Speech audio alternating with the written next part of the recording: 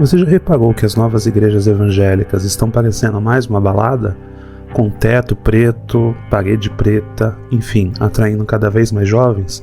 Vamos falar sobre esse fenômeno no episódio de hoje. Seja bem-vindo a mais um episódio do Não Sei Filosofia. Meu nome é Marcos Farias.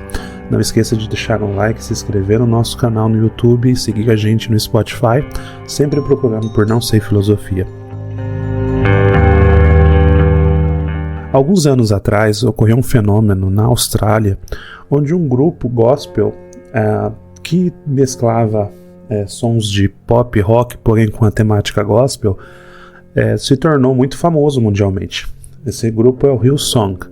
Talvez você, se você for evangélico ou já pertencer a alguma igreja, talvez tenha ouvido falar desse grupo.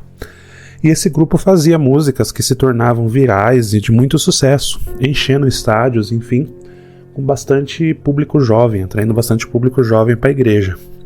Esse fenômeno acabou ajudando a surgir o que eu chamo de igreja de experiência, que são igrejas mais novas, principalmente fundadas aí nos últimos 5, talvez 10 anos, aí se a gente for um pouquinho mais para trás, em que ela tem um público-alvo os jovens, diferente das igrejas mais tradicionais, desde congregação, assembleia, até as mais neopentecostais como Universal, que geralmente tem um público-alvo mais mulheres e na faixa de 30, 40, até mais de mais idade.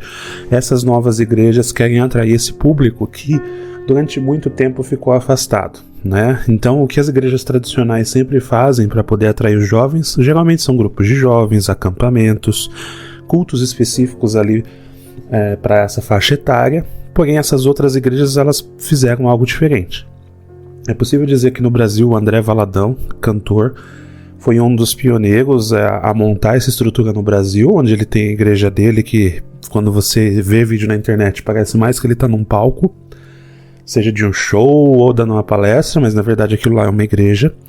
E essa coisa de misturar música, e música com diversos instrumentos, que até algumas igrejas, como se pega a congregação, que sempre teve música, mas é uma música muito mais tradicional, com alguns instrumentos mais clássicos, enquanto essas igrejas novas, ela vai ter lá bateria, guitarra e todos os outros instrumentos que fazem parte dessa cultura pop. Bom, mas qual que é a diferença dessas igrejas na prática? O que eles trazem muito é essa cultura de ser algo de integração. Então, é uma igreja que você vai, é uma igreja que você se sente bem, não necessariamente pelo que está sendo falado, não necessariamente pela questão da comunidade, mas pelo ambiente. Então, a ideia de você ter a igreja toda escura para trazer um ambiente mais acolhedor, mas também que remete muito às baladas e às festas que os jovens costumam ir, e que geralmente, se ele está indo na igreja, ele não vai frequentar tanto essas festas. E a ideia de ter a música muito mais animada, vamos dizer assim, mas ao mesmo tempo com viés romântico, né, tanto músicas agitadas quanto mais calmas, também é para trazer esse gosto musical. Porque imagina, se você é jovem e aí você está na igreja e a música que está sendo tocada, sei lá, é Segura na Mão de Deus, ou Plena Paz, ou outros hinos aí da harpa cristã, não são músicas tão apelativas, são músicas que foram feitas há 80 anos atrás, né, 100 anos atrás, dependendo. Então elas não são tão apelativas a manter ali uma congregação dessas pessoas mais novas. Ao mesmo tempo, você pega igrejas como a Igreja Universal, as músicas são totalmente diferentes, então são focadas ali nos rituais da igreja, na libertação, no Espírito Santo, enfim. Então eu diria que essa igreja nova, ela é uma igreja de experiência, onde ela tenta atrair o público jovem dessa forma. E qual que é o problema disso? Bom, não necessariamente existe um problema. A grande questão é como que ela está trazendo esses jovens e se vai ter futuro. É difícil a gente dizer se daqui 10 anos essas mesmas pessoas que entraram nessa igreja vão continuar congregando lá. Porque é natural que você, com o passar da idade, mude seus gostos. E por mais que o pessoal fale, mas a gente está falando de Deus, Deus não muda, enfim, as pessoas mudam. Quantas e quantas pessoas eram católicas, viraram evangélicas, quantas que eram de uma igreja mais tradicional foram para uma igreja menos tradicional e às vezes até estão sem igreja. Isso é um fenômeno muito interessante na igreja evangélica. Você pode fazer uma pesquisa aí com as pessoas que você conhece. Quando a pessoa se torna evangélica, é comum ela mudar de igreja várias vezes. Até porque, do ponto de vista prático, é um Deus só. Então muitas dessas pessoas acreditam que não importa muito qual igreja que ela frequenta, e sim se ela está seguindo ali o que ela entende que é os mandamentos. Então essas igrejas elas tendem a, na verdade, ser uma espécie de um passo na cultura daquela pessoa. Então ela vai e frequenta aquela igreja durante um tempo, depois talvez ela vá para uma assembleia, ou talvez uma outra igreja, ou talvez nem frequente igreja nenhuma. Cabe dar um crédito aqui à Igreja Batista, que há muitos anos já fazia isso. Então ela tinha alguns cultos que eram mais especiais para jovens e acabava então atraindo mais esse público. Então eles sempre tiveram essa cultura, mas talvez eles não tiveram essa cultura que essas novas igrejas têm, de trazer também a conexão, né? Então é muito fácil você achar o culto dessas igrejas, essas pregações na internet.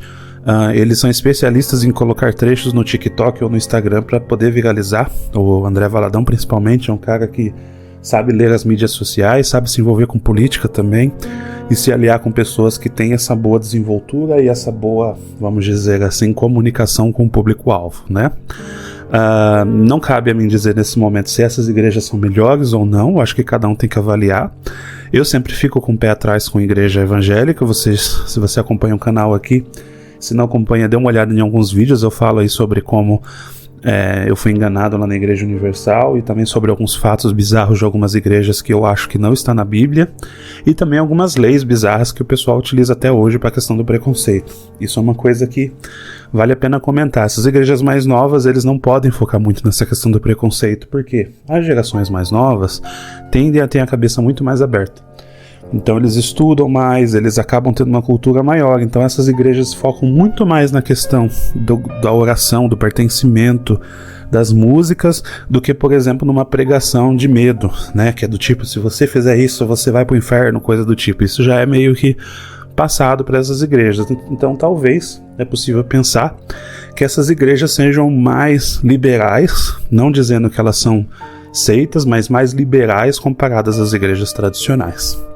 Bom, eu gostaria de saber qual que é a sua opinião sobre essas igrejas, se você já viu alguma delas, se você já acompanhou, se você gosta, se você não gosta, o que você acha desse tipo de comunicação para atrair mais os jovens, e também qual que é a igreja que você frequenta atualmente, ou se você prefere não frequentar igreja nenhuma. Escreva no comentário, eu estou sempre lendo o que vocês comentam, e também dê sugestões de novos vídeos que a gente pode abordar aqui no canal e no podcast. Muito obrigado por ter acompanhado até aqui. Não se esqueça de dar um like, se inscrever e seguir a gente. E até a próxima.